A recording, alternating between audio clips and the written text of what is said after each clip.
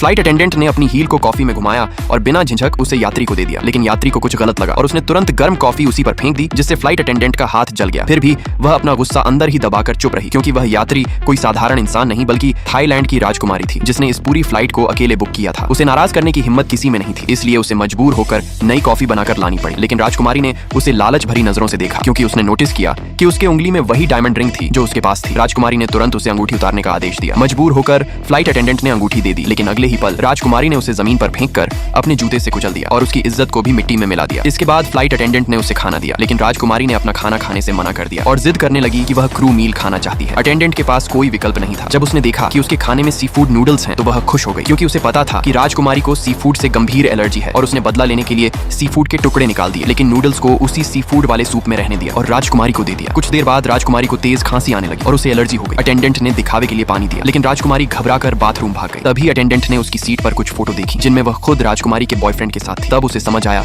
कि राजकुमारी को सब पता था और वह उसी वजह से उसे परेशान कर रही थी। डर के मारे वह भागने लगी, लेकिन तभी राजकुमारी वापस आ गई। फ्लाइट लैंड होने के बाद राजकुमारी को अस्पताल ले जाया गया। उसे लगा कि सब खत्म हो गया, लेकिन बाद में खबर आई कि एलर्जी के कारण राजकुमारी की मौत हो गई और इस तरह एक बदले की भावना ने उसकी जान ले ली।